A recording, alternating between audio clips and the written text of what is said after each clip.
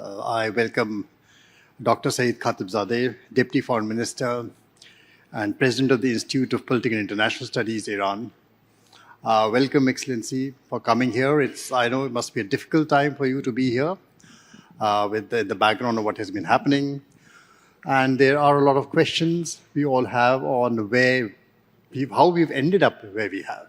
So let me jump straight into the main set of questions which I have for you. See, many have been the times when Iran has found itself in the eye of a storm. In the region, it's got a long history, and Iran has often been at the center of a lot of conflicts which have arisen in that region. But always in the past, and you with your long career of diplomacy, have also been at the helm of various conversations, various talks, giving diplomacy a chance. My first question is, what has changed this time? We are seeing a cycle of continuous escalation from both sides. There seems to be no end in sight. What is different this time that led you to this position?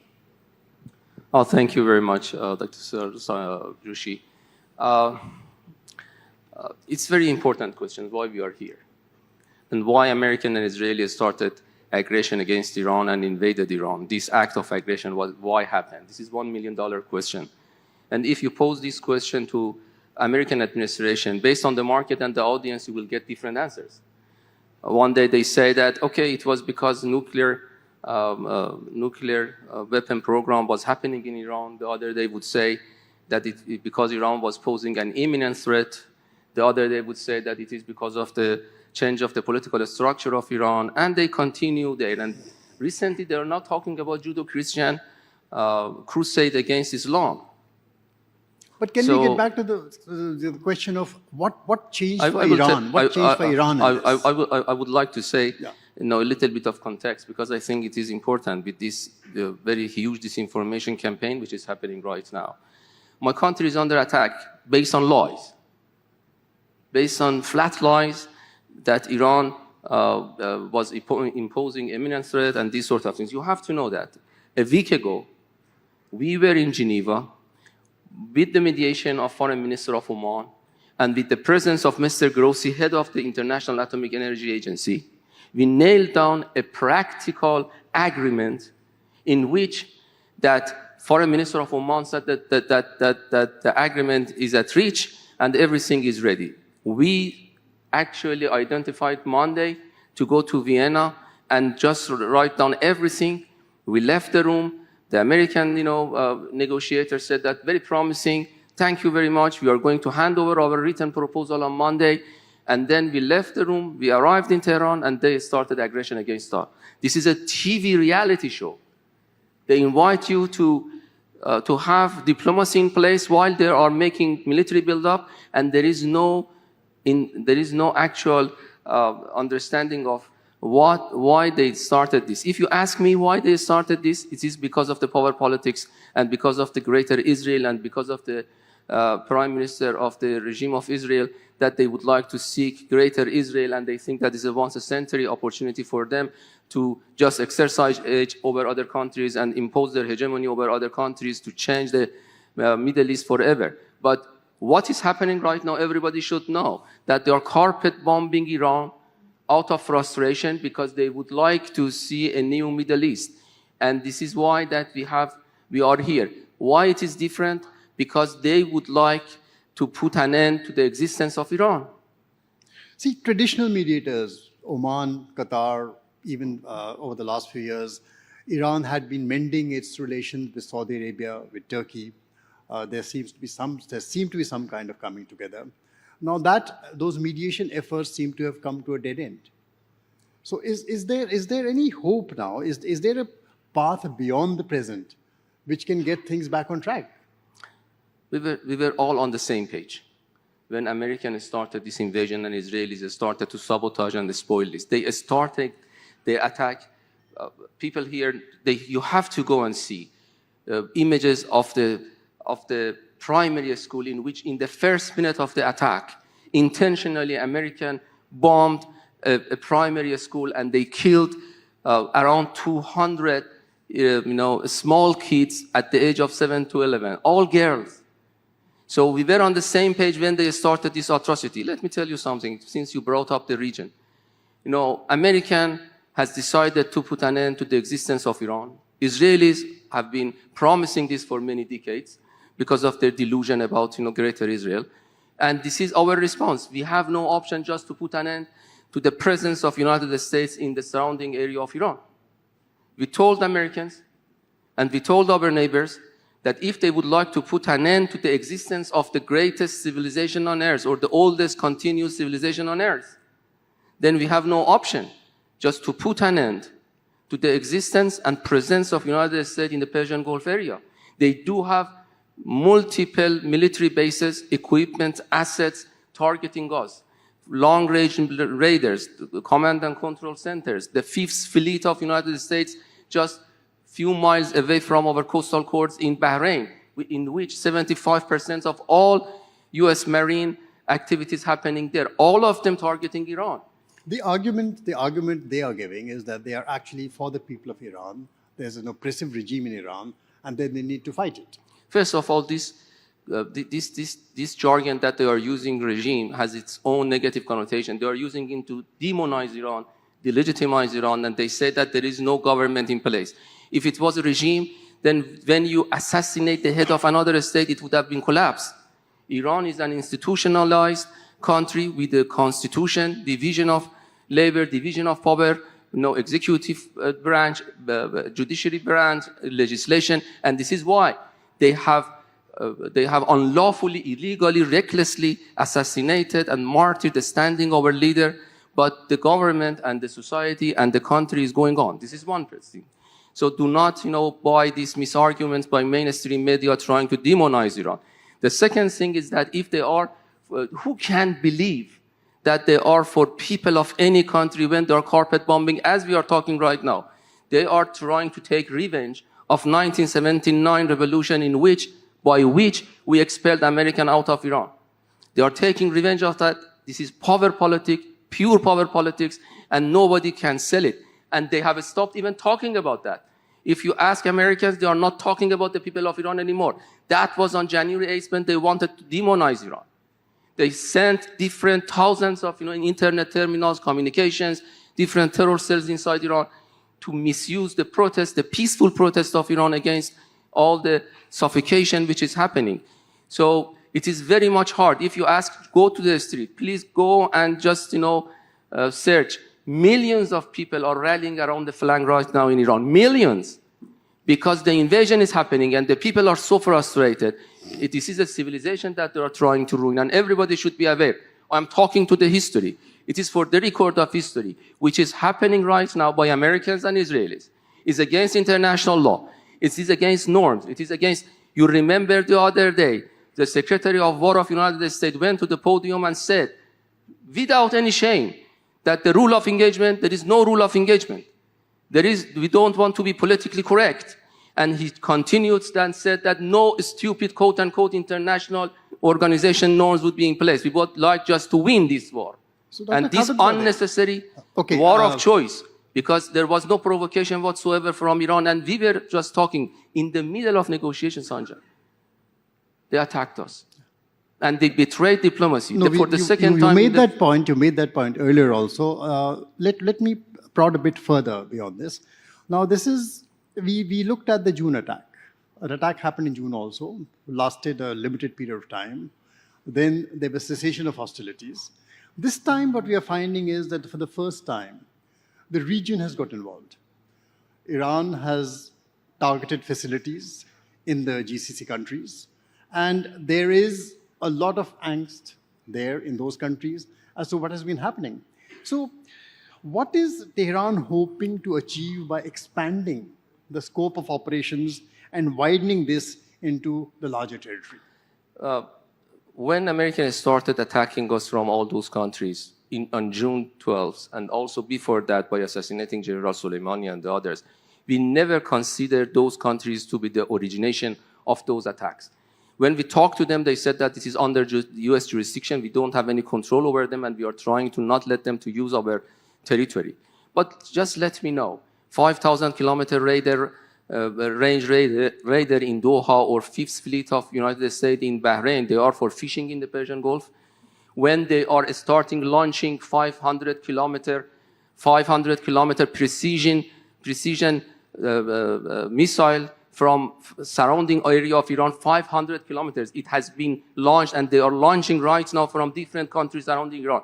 Why there is no even one of our Arab friends, our neighbors, casualty in our attacks? Because we are just merely attacking US bases, US assets, and also those sheltered in different residential area. 2 of those American soldiers have been killed by us. They were just sheltering in one of the, they are doing operation from one of the residential areas. So you have to know, we have no option. This is an existential war. Ladies and gentlemen, this is an existential war on Iran. They would like to put an end to the existence of Iran. And we are fighting a heroic, nationalistic, war to just push back, to hit back those aggressors. We have no option, just to hit wherever Americans are originating their attack from. And this is why so we have they are just selling misargument that Iran is doing that because Iran would like that other countries to go and, put pressure on United States to stop the war. No, it is not our intention. Our intention is what I said. Strategically speaking, this equilibrium has 2 wings. One wing is that they would like to put an end to the existence of Iran, and the other side of the equilibrium is our response to put an end to their presence in the region. If they would like to have a coexistence with Iran, the rule of engagement is different. They don't want to be in coexistence with Iran, so this is what they get. So are these I'm talking of these as tactics. Are these tactics not likely to push these countries into a deeper security integration with the US and Israel? I'm talking of pure tactics. And aren't you creating the very encirclement which you desire to fight? I think that, you heard, and you are hearing what many of our neighbors are telling, and, our president was said. This war is war for the region. Everybody knows, from Saudi Arabia to Oman, that this is Israel's war. They dragged Americans into this war because they do have this delusion of Greater Israel. And they know that this war is to stop Israelis from their delusion. They are upset. They are very much concerned about what is happening. We do understand. I'm very much, trying, and we are very much trying to avoid the spilling over to other areas. And we do our best to do that. And I'm sure that you are hearing false flag operation by Mossad and by Israelis to attack refineries, to attack even Cyprus. And that Prime Minister of UK said that it was not originating from Iran. And Tucker Carlson on the other side said that 2 or multiple Mossad groups was captured in Saudi Arabia and Qatar trying to do false flag operation in those countries. So while we don't have any intention and we are trying to avoid the spilling over to other areas, and while I do understand why our friends in the region are so upset about that, but this is an existential war. And this is a war for everybody. When they assassinate head of another state, just imagine that you have a relation with Pakistan, sometimes up and down, or Azerbaijan and Armenia, or other countries with each other. So head of a state should be targeted when there are problems between countries. This is unprecedented, and it is the new norm. Then it is very, very much, dangerous. So this war is the war for the international law. This defense, this right, exercising self-defense is for the region, and for the region to be free from this use of naked force against other countries.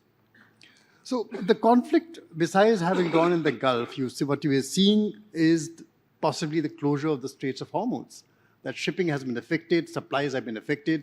Qatar has been forced to shut down its gas supplies everywhere else. So and declared force majeure. So there are fundamental problems in the flow of energy supplies, not just to, the US or to Israel. These supplies are getting affected all over the world. Why has the Straits of Hormuz been closed, if it has? It has not been closed by us, not now. If we close it, we are going to announce it. All the declaration which has been made by Iran is very precise, very honest, and very straightforward. We have not yet closed the Strait of Hormuz. Those insurance companies that they have stopped insuring vessels and tankers is the main cause of no tankers going through a Strait of Hormuz. Yet we have said that no vessel, no tankers by U.S. or Israeli flag or those who have been helping them cannot go through the Strait of Hormuz. We are on the record that we have not closed the Strait of Hormuz, and we have no intention to do that until further notice. If we do that, we are going to announce that, and we are going to do that responsibly. We are anchor of stability. We are anchor of stability in the Strait of Hormuz because we are actually there, and we are also using that. So this is not our policy. This is not yet our decision, and we are very much open to share if this change with everybody. What about the attacks on tankers which are taking place? I think that many of them are one or two incidents happened. One was with the flag that was one of those flags that was not permitted to go through. The other one was false flag. We are investigating. We told everybody the Aramco was false flag. The Cyprus was false flag. And these sort of things were false flag. And they know that because we shared all the information with those who were actually asking us. Whichever way we look at it, whether from the perspective of the Gulf or the perspective of Iran, are you seeing a fundamental geopolitical realignment taking place in the Gulf area? And what is your end game? What do you see the future geopolitical alignment take shape?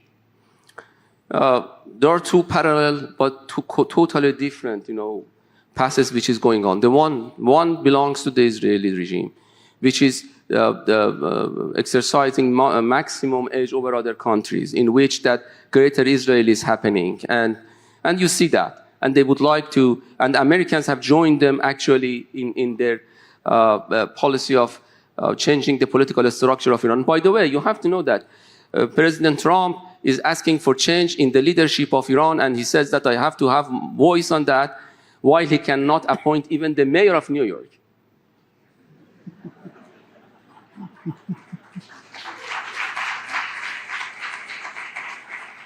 Can you imagine this colonial approach that he would like to see democracy at home, but he would like to topple down a democratically elected president of Iran and assassinating other countries? So this is the path that they are going, and this is the heroic, resistance that we are doing. And the other path is inclusion. Maybe you need to know a piece of information that you didn't know. Parallel to our discussion and negotiation in Geneva with the United States, by which they were just attending with Steve Witkoff and Jared Kushner, and no expert on nuclear, nuanced, complicated issue. And you have to ask why, when you are going to talk about such a nuanced issue, why they are coming with two and staying 1, 2, or 3 hours, at most 7 hours. But anyway, they were a parallel, path which was between Iran, Oman, Qatar, and the other countries in the Persian Gulf to have an inclusive dialogue happening at the same time. The second one was not announced, but now I am revealing that. And Americans and Israelis just spoiled that. And we do believe that Israelis, because they knew it is happening, they rushed into dragging everybody into this war. Our friends in Oman knows that, and our friends in the GCC knows that. And we are very much sorry. The moment this atrocity stops, I think that this is the moment for the region to move on to a new security and inclusive arrangement. My final question, we're running out of time, so my last question to you is, there are significant costs which are actually falling on Iran as a result of this war. Ultimately, there has to be a way out of this.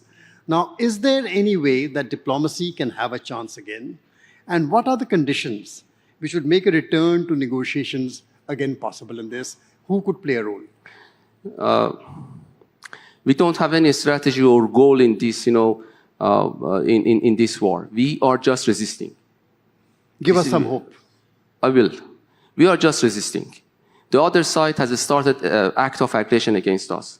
So the ball is in the room of who has started the aggression. If they stop today the aggression, we are defending. We are not on offense. So it is very much quite clear if they want to stop this atrocity today, those who have started the attack, they can do that. We genuinely, we are Iran, we are Persia, we are country of chessmate. And you know that. You are also. Indo-Persian civilization is which we are just which we share with each other. We are not in American football mentality. We are in chess mentality. So this is what we are doing. They are trying to bullying everybody and just trying spoiling. I think diplomacy down the road is the only option that each country has. I really doubt this administration understand the geniality and also the essence of diplomacy and dialogue and compromise, which means give and take and not dictation. That is the right note in Raisina to end this conversation on. Thank you so much, Dr. Khatibzadeh, for being here, giving us the time. It's been a pleasure talking to you.